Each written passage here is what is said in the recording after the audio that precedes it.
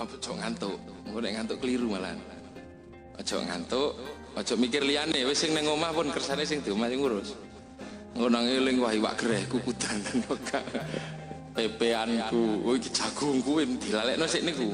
Sing mas-mase ya wis eling wedhuse ora apa-apa ngarit apa engko sik.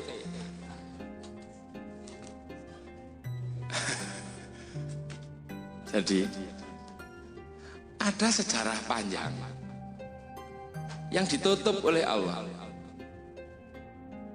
Allah pernah menutup sebuah sejarah panjang tentang dunia. Ditutup sama Allah, dibikin sejarah baru. Sejarah baru itu dengan diciptakannya Nabi Adam. Nah, sebelum Nabi Adam ditutup sama Allah. Wis, urusannya menungso iki tekan Nabi Adam sih ae. Yang disebut man dalam Ataja'aluman oleh Imam Nawawi teng tafsir Munir diarani Banul Jan bangsane niku utawa teng tafsir Ibnu Katsir yang mboten keliru Banun Nisa barang niku pun dilalekno sik niku nggih.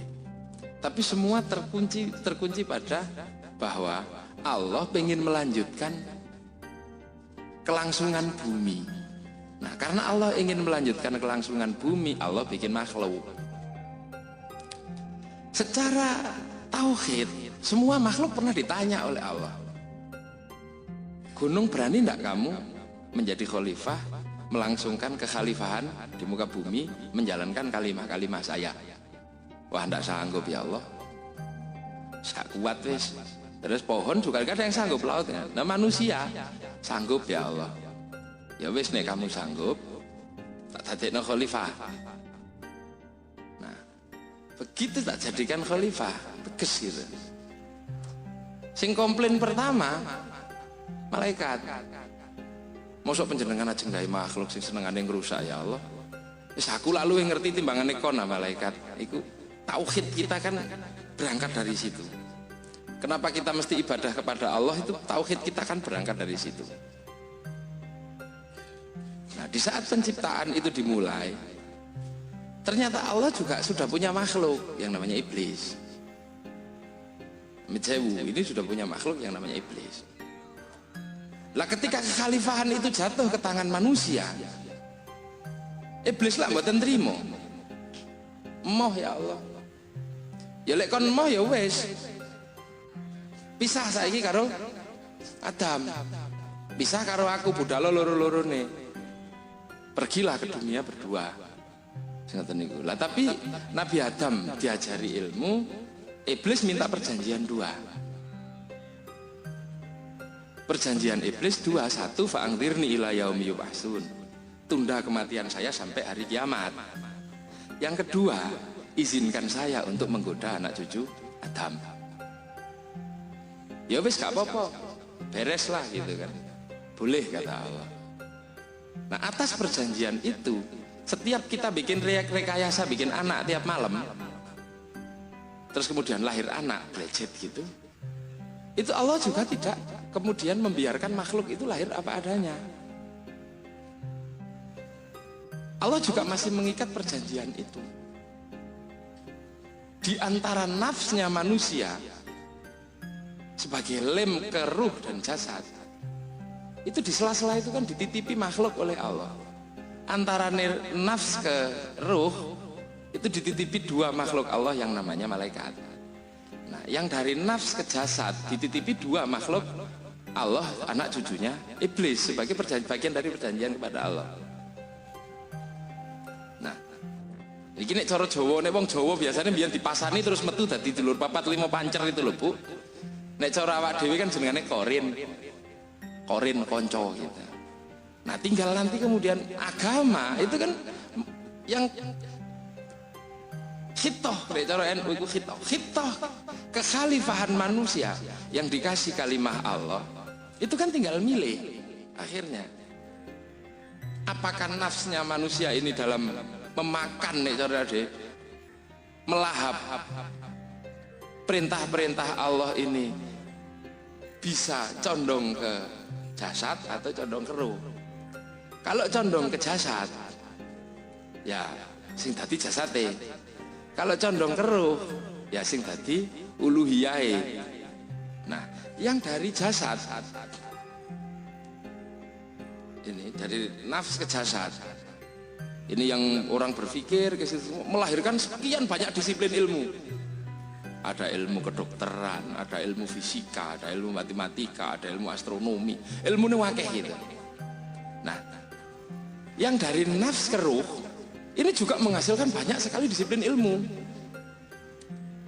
Nah, yang paling terkenal dari disiplin ilmu itu adalah ilmu tauhid, atau kemudian kita lebih kenal dengan ilmu tasawuf.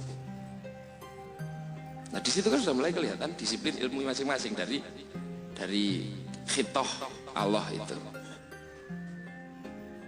Nek coro kita, nenek moyang kita, ilmu antarane nafs ke jasad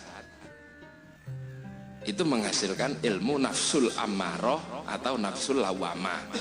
Nek ilmu dari nafs ke ruh menghasilkan ilmu nafsul mutmainnah. Nek iso digabung dua-duanya itu namanya insan kamil.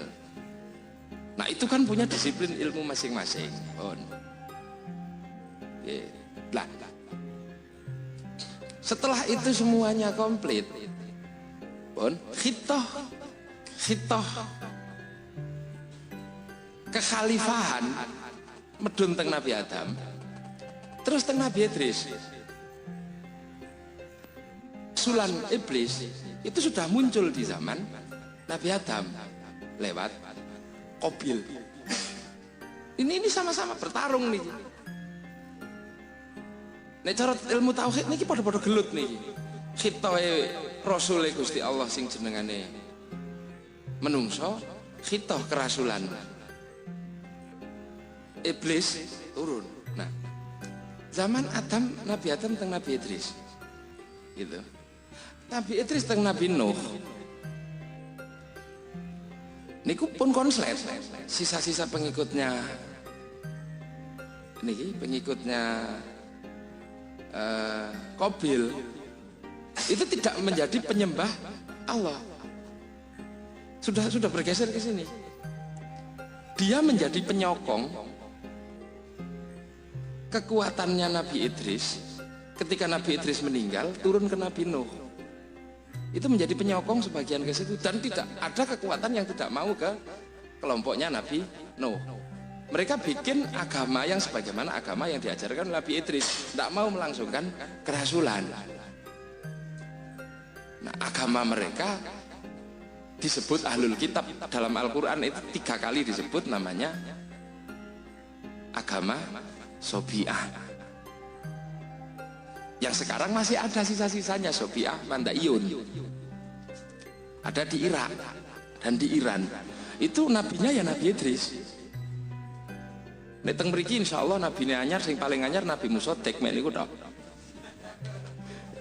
Jalur kekhalifahan itu sudah zaman Nabi Idris pun geser. Cuman Musa tek ini kan nabi ra serius. Nabi sebulan kok tobat niku wis ra mutu. Lho Nabi kok sebulan kok tobat. Nah, terus juga Adram, Idris, Nuh, Hud, Soleh ke bawah. Zamannya Nabi Nuh pecah lagi. Garis kerasulan ini yang satu bergeser ke Kanaan. Artinya faksi kekhalifahan, utusan Allah ke utusan ini sudah bergeser. Nah, sampai ke Nabi Ibrahim. Zaman Nabi Ibrahim, Bani Israel nih, Yahudi juga sama. Yahudi tidak mau mengikuti kerasulan berikutnya dengan alasan bahwa kerasulan berikutnya ini kurang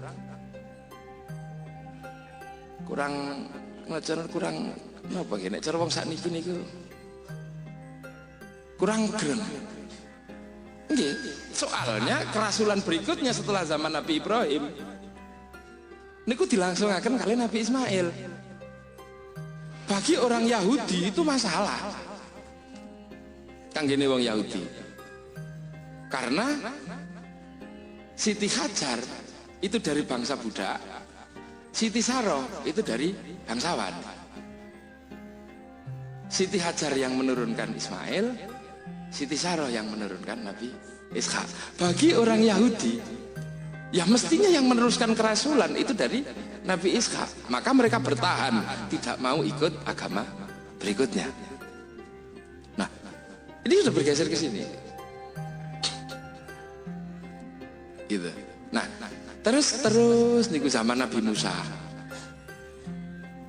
Tempuk lagi. Terus sampai ke zaman Nabi Isa alaihi salam.